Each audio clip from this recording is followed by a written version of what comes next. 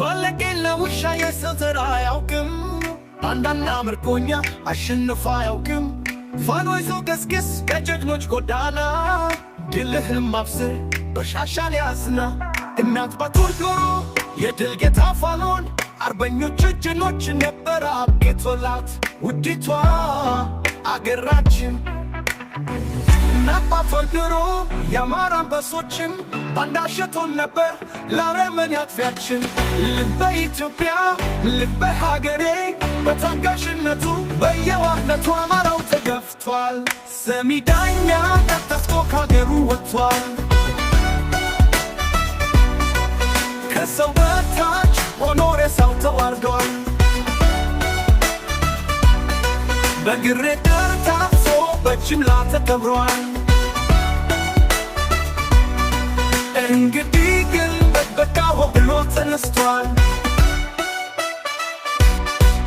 ባህል ማንነት አንቀይርም ለመንጋ ውሸት አንጨነቅም መስሎ ነው እንጂ ሞተን አናልቅም ቀሳውስቱ ጎንደር ነው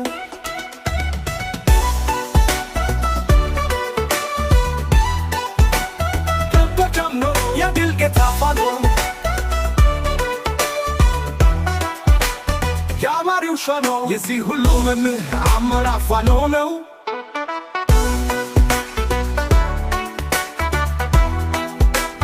ውዲቷ አገራችን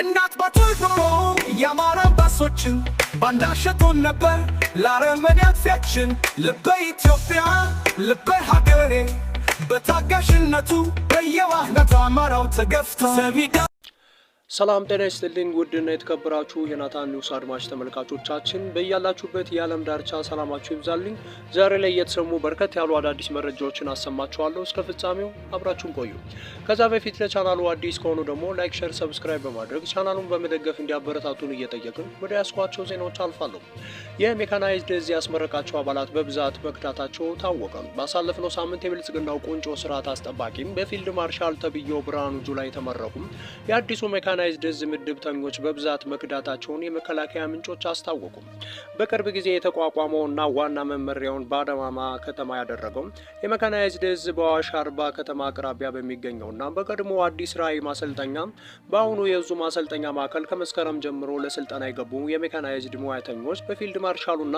ተከታዮቻቸው የዘመናዊነታችን ማሳያና የሰራዊታችን መጪ ኃይል ናችሁ ተብለው ቢመረቁም በተለያዩ መልኩ መክዳታቸውን ለናታን ኒውስ መረጃውን አድርሰዋል ስልጣናው ሲጀመር 3800 ሰልጣኞች ቢገቡም በስልጣና ላይ ያሉ በክዳት በስርና በዲሲፕሊን ከ528 በላይ ተባረው የቀሩት ቢቀሩም በጉዞ ላይ ያሉና በተመደቡባቸው ክፍሎች እንደደረሱ መጥፋታቸው ምንጮች አስረድተዋል ተመራቂዎቹ በተለያዩ የግዳጅ ስምሪት ወደ ህዝብ በመተኮስ የከረሙትም የሁለተኛ የአምስተኛ የስድስተኛ የሰባተኛና የስምንተኛ ሜካናይዝድ ክፍለ ጦሮችም በሰው ኃይል ለማጠናከር የሰለጠኑ ቢሆንም የመክዳታቸው ምክንያት ግን አገዛዙ አንድ አዲስ የነደፈው ወንድማማችነት ጦርነትና ህዝብን እየበደለበት ያለበት ሂደት ሌላ ስሜት የፈጠረባቸው መሆኑን ለናታን ኒውስ መረጃውን ያደረሱ ምንጮች ገልጸዋል በሜጀር ጀነራል ከፍ ያለው አምዶ የሚመራው አዲሱ የመከላከያ 9ኛው እዝ በአሁኑ ጊዜ በአማራ ክልል ተሰማርቶ ሮኬቶችን መድፎችንና ሞርተሮችን በመተኮስ ንጹሃንን በጅምላ መጨፍጨፍ ላይ ሲሆን በአፋር አካባቢም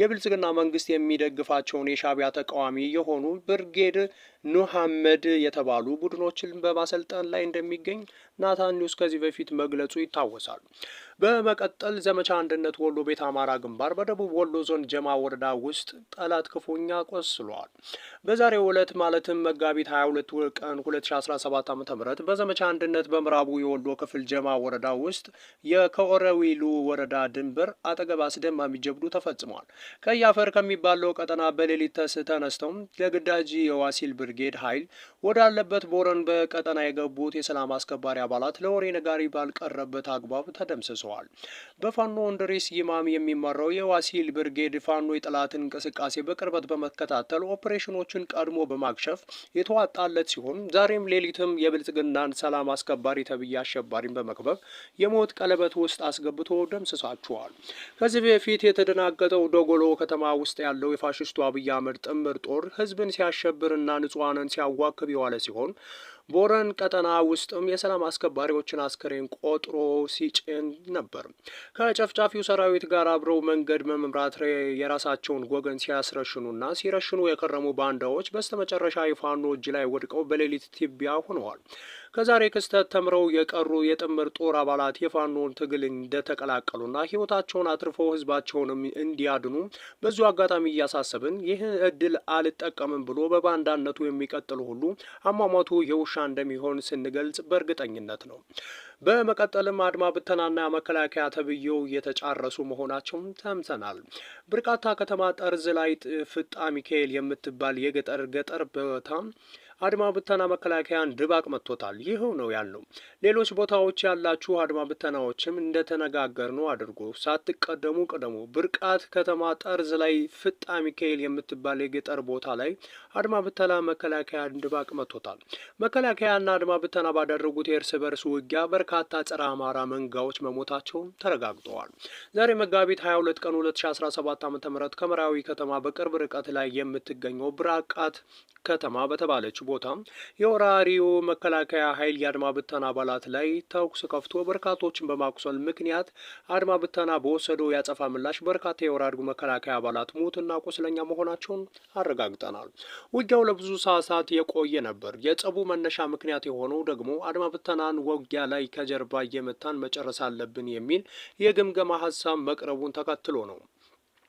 ባለፈው ጦርነት ወቅት የአማራ ልዩ ኃይል ከኛ እኩል ተታጠቀ በኋላ ወደ ፋኖ እንዲቀላቀል ተደርጓል። ስለዚህ አሁንም አድማ ብተና በሙሉ ወደ ፋኖ ከመግባቱ በፊት በውጊያ ጊዜ ከጀርባ እየመታን ትጥቁን መውሰድ አለብን በሚል ነው።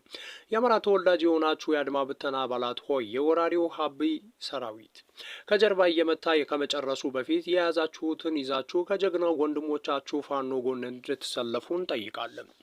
በመጨረሻም አዲሶቹ አድማ ብተናዎች ታላቅ ጀብድ መፈጸማቸው ተነግሯል። በሜጫ ወረዳ ብርቃት ከተማ በነበረው የአድማ ብተና የወደፊቱ ፋኖና የጁላ አራዊት ሰራዊት መከላከያ ለሰዓታት በተደረገው ውጊያ 3 የአራዊት ሰራዊት ከፍተኛ አመራሮች መቀንደሻቸውን የውስጥ ምንጮቻችን አረጋግጠውልናል። ስምና ማዕረጋቸው እንደደረሰን የምናጋራ ይሆናል። ይህ ውጊያ የተጀመረውን ትንታጎቹ ግልገል ፋኖዎች በድንገተኛ ጥቃት አራዊት ሰራዊቱን ድባቅ መምታታቸውን ተከትሎ ነው። እስካሁን ባለው መረጃ መሰረት በርካታ ቁጥር ያለው የአራዊት ሰራዊት እግረኛ ከምድር በታች ሆኗል። በአንጻሩ ደግሞ ይህ ጸረ ሕዝብ ወንበዴ አራዊት ሰራዊት እስካሁኑ ሰዓት ድረስ 13 ንጹሃንን መግደሉ ታውቋል። ፋኖቻችን ለወደፊት አባሎቻቸው ሽፋን በመስጠት በኩል ውጤታማነትን ስራ መስራታቸውን ተነግሯል። በግልገሎች የአንበሳ ደቦል መሆኑን ተሸጋግረዋል። በእጅጉ አጨብጭበንላቸዋል። በመጨረሻም አቶ ብርሃኑ ዋሎ ከአገዛዙ ሰራዊት አመራሮች ጋር በጥምረት ከፍተኛ የዝርፊያ ላይ ይገኛል። የስርዓቱ ቀንደኛ አገልጋዩ አቶ ብርሃኑ ዋሎ ከምርጦ ለማርያም መካነ ሰላም በሚወሰደው አውራ ጎዳና በቀን 50 ሺህ ብር ኮሚሽን የሚያገኝ የነበረና ይህ የጥቅማ ጥቅም በመቋረጡ ምክንያት የህዝብ ማመላሻ የከባድና መካከለኛ የጭነት ተሽከርካሪዎች አገልግሎት ሙሉ በሙሉ እንዲቋረጥ በማድረጉም ህጻናትን ጨምሮ አዛውንቶች፣ ሴቶች፣ ነፍሰ ጡሮችና ወላዶች በትራንስፖርት ምክንያት ከፍተኛ የጤና ችግር ገጥሟቸዋል። ከሰኞ ገበያ ዞባር ድረስ ባሉ ቀበሌዎችና መንደሮች ከሚገኙት 7 ነፍሰ ጡር እናቶች መካከል በደረሰባቸው ችግር ምክንያት 7ቱም በቤታቸው ያለምንም አይነት የሕክምና አገልግሎት የወለዱ ሲሆን 3ቱ ህይወታቸውን በወሊድ ምክንያት አጥተዋል። የአባይን ወንዝ ተንተርሰው ሰፊ የአትክልትና ፍራፍሬ ምርትና የሚያለሙት የቅዱሱ ገብርኤልና የቅድስት አርሴማ ገዳም በደረሰባቸው የትራንስፖርት እጦት ምክንያት ከ2.6 ሚሊዮን ብር በላይ የሚገመት የአትክልትና ፍራፍሬ በወቅቱ ለገበያ ባለመቅረቡም ተበላሽቶ ከጥቅም ውጭ ውለውብናል ብለዋል። ይህንንና መሰል የሽብር ድርጊቶችን በጥምረት የሚተባበሩት ኮሎኔል ኪሮስና ሻለቃ አሻግሬ ሲሆኑ አቶ ብርሃኑ ዋለ የሚመራው የሽብር ቡድኑ ውንብድናውን ሙሉ መረጃውን እጃችን ላይ ገብቷል። በቀጣይ ዝርዝር መረጃ ይዘን እንመለሳለን።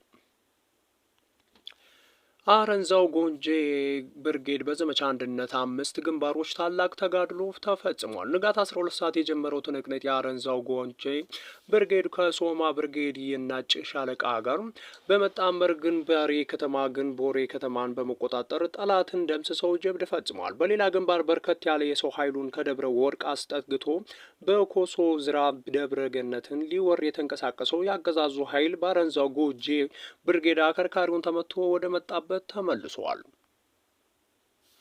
በሁለቱ ግንባሮች ከፍተኛ ኪሳራ የደረሰበት ጠላት ተጨማሪ ኃይሉን ከመርጦ ለማርያምና ሞጣ አስጠግቶ አውጃ ወለቴ ድረስ ቢንቀሳቀስም በደረሰበት ከፍተኛ ኪሳራ አስከሬኑን ተሸክሞ ወደ ኋላ በመፈርጠጥ ግንደ ወይን ከተማ መሽጓል።